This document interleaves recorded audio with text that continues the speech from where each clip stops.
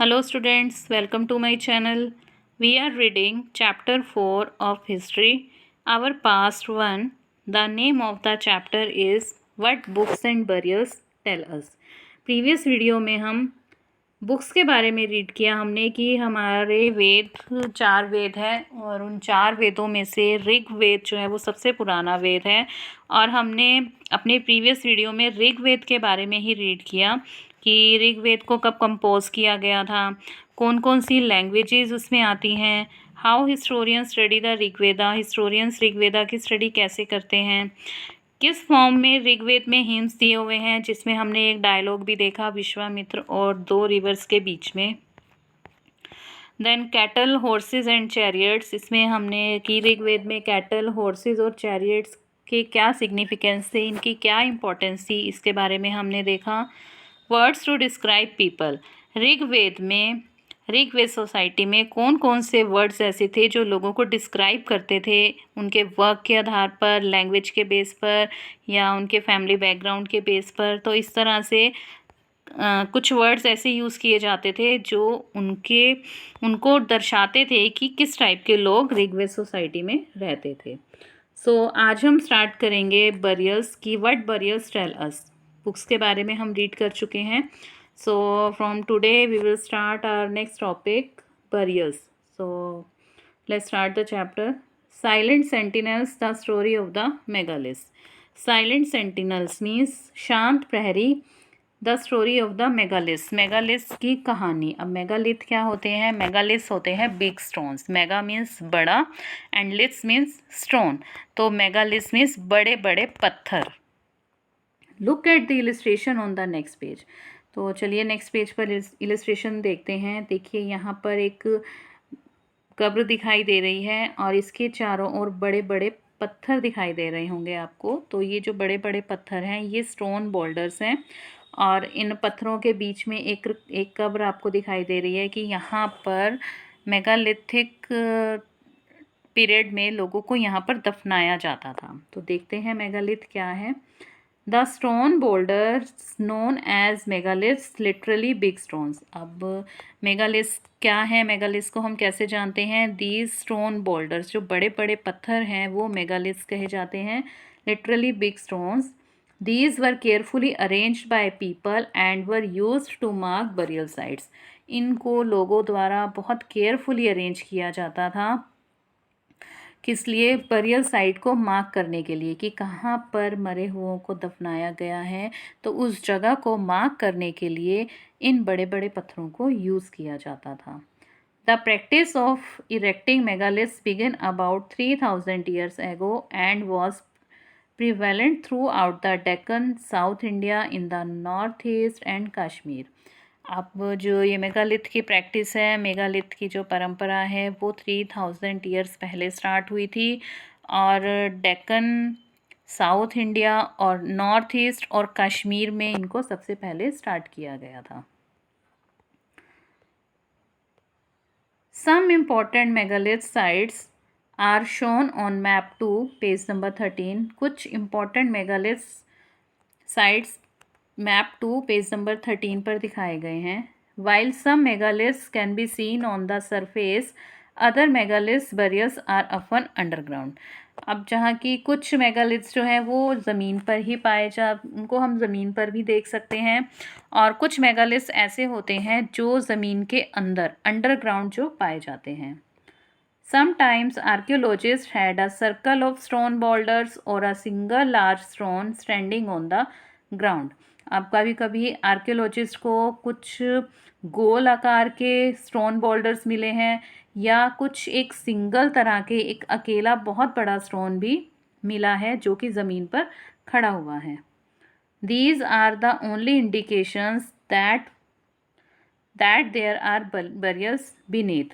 और ये केवल यही इंडिकेशंस हैं जो ज़मीन के नीचे बरियल्स मीन्स कब्रों को दर्शाते हैं।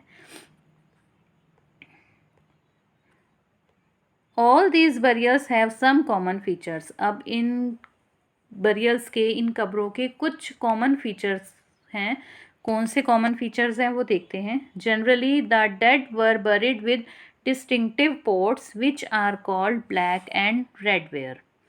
जनरली जो मरे हुए लोग होते थे उनको दफनाया जाता था कुछ खास तरह के बर्तनों के साथ जिनको कि ब्लैक या रेड कलर के बर्तन कहा जाता है.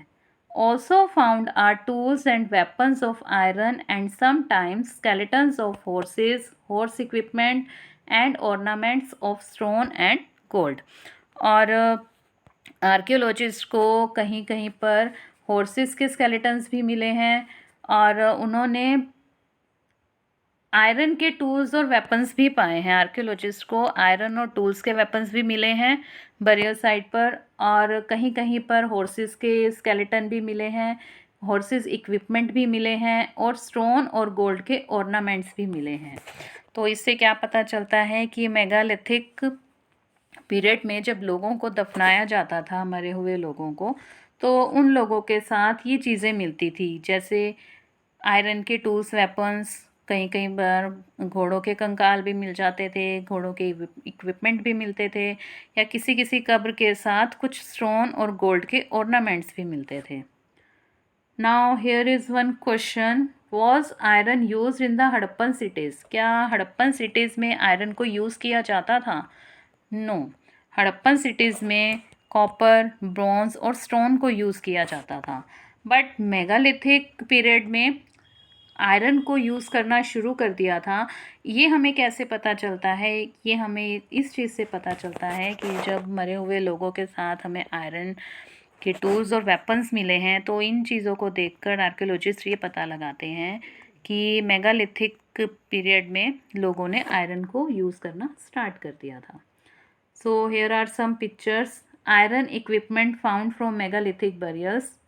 Left top horse equipment, left below axes and below a dagger. तो ये कुछ चीज़ें मिली हैं. देखिए ये है हॉर्स इक्विपमेंट, ये हॉर्स का कोई इक्विपमेंट है वो मिला है बरियल साइट पर. दिस इज़ एक्सिस, ये axis and this is Drager. तो ये चीज़ें भी जब लोग मर जाते थे तो उन मरे हुए लोगों के साथ ये चीज़ें दफनाई जाती थी और आर्कियोलॉजिस्ट ने जब एक्सकवेट किया, जब ज़मीन की खुदाई की तो उनको इन मरे हुए लोगों के साथ ये चीज़ें मिली हैं. So next is finding out about social differences. तो सोशल डिफरेंसेस के बारे में पता लगाना कि मेगालिथिक पीरियड में लोगों के साथ कैसे सामाजिक भेदभाव किया जाता था उसके बारे में पता लगाना. Archaeologist think that objects found with a skeleton probably belong to the dead person. अब आर्कियोलॉजिस्ट क्या सोचते हैं? आर्कियोलॉजिस्ट सोचते हैं कि जो भी ऑब्जेक्ट्स कंकाल के साथ मिलते हैं, डेड बॉडीज़ के साथ जो भी चीज़ें मिलती हैं वो किससे बिलोंग करती हैं? वो मरे हुए पर्सन से ही बिलोंग करती हैं.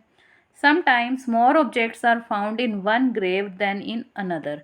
और कभी कभी क्या देखा गया है, कभी कभी ये देखा गया है कि एक कब्र के पास दूसरी कब्र की तुलना में ज़्यादा चीज़ें होती हैं.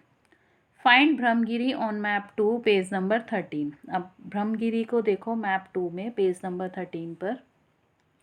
Here one skeleton was buried with 33 gold beads, 2 stone beads, 4 copper bangles and 1 conch shell. अब ब्रह्मगिरी में एक स्केलेटन मिला है, दफनाया हुआ एक स्केलेटन था. उसके पास 33 गोल्ड बीड्स मिली हैं, 2 स्टोन बीड्स मिली हैं, 4 कॉपर की बैंगल्स मिली हैं और 1 कॉन्च शेल मिला है. तो देखिए ब्रह्मगिरी में एक कब्र में इतनी सारी चीज़ें मिली हैं. Other skeletons have only a few pots. और वहीं दूसरे स्केलेटन में सिर्फ कुछ मिट्टी के बर्तन ही मिले हैं. So these find suggest that there was some differences in status amongst the people who were buried. तो इससे क्या पता चलता है? इससे यही पता चलता है कि वहाँ पर कुछ डिफरेंसेस थे लोगों के स्टेटस के बीच में कि लोग अमीर भी होंगे, गरीब भी होंगे, कुछ लीडर भी होंगे, कुछ उनके फॉलोवर्स भी होंगे. तो लोगों को उनके स्टेटस के आधार पर, उनके स्टेटस के बेस पर दफनाया जाता था जब वो लोग मर जाते थे. So some were rich, others poor, some chiefs and other followers. उसमें से हो सकता है कुछ रिच हों, कुछ अमीर हों, कुछ लोग गरीब हों, कुछ चीफ्स हों मतलब लीडर्स हों या कुछ उनके फॉलोवर्स हों. तो यहाँ पर ये इस चीज़ से ये पता चलता है कि जो अमीर लोग थे, जब वो लोग मर जाते थे, अमीर लोग, उनके पास बहुत पैसा होता होगा तो उन अमीर लोगों के साथ इतनी सारी चीज़ें मिली, 33 gold beads, 2 stone beads, copper bangles, और वहीं दूसरे स्केलेटन में सिर्फ कुछ मिट्टी के बर्तन ही मिले। तो इससे पता चलता है कि मेगालिथिक पीरियड में लोगों के साथ डिफ्रेंशिएट भी किया जाता था उनके स्टेटस को लेकर, और उसी के बेस पर जब लोग मर जाते थे तो उनको फिर दफनाया जाता था और उनके पास वो चीज़ें भी रख देते थे। Were some burial spots meant for certain families. अब क्या कुछ बरियल स्पॉट्स कुछ स्पेशल फैमिलीज के लिए ही होती थी? Sometimes megaliths contain more than one skeleton. अब कई बार मेगालिथ्स में एक से ज़्यादा स्केलेटन भी होते हैं।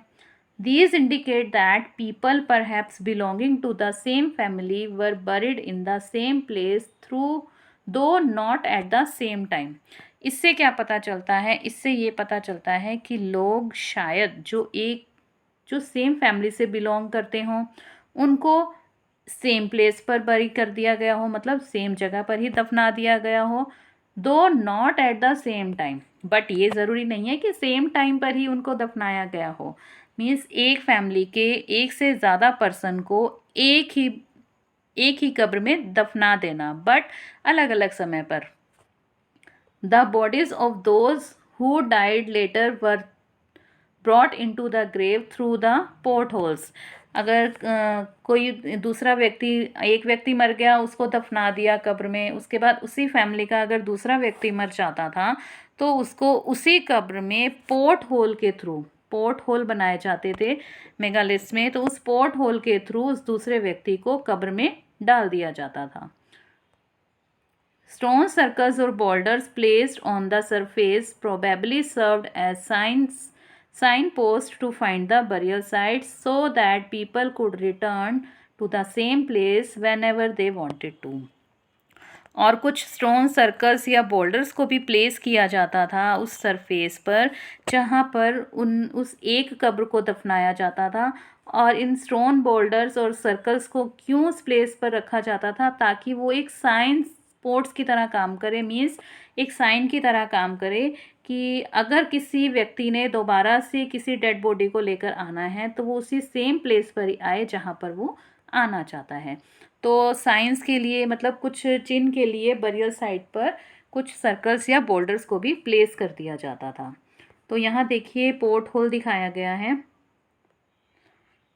This type of megalith is known as a cist. इस तरह की मेगालिथ को कहा जाता है सिस्ट, कि बीच में कब्र है और इसके चारों ओर बड़े बड़े पत्थर लगा दिए, तो इस तरह के मेगालिथ को कहा जाता है सिस्ट।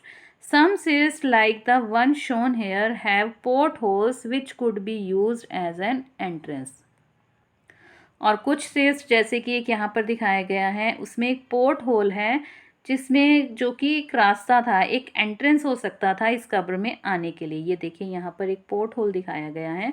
तो जैसे कि आपने अभी टॉपिक में पढ़ा कि एक फैमिली के एक से ज़्यादा पर्सन को एक ही कब्र में दफना दिया जाता था, तो जब दूसरा पर्सन मर जाता था तो उसको इस पोर्ट होल के रास्ते कब्र में डाला जाता था। So here are part 3 is completed. Next part we will read in our next video. Till then, thank you students.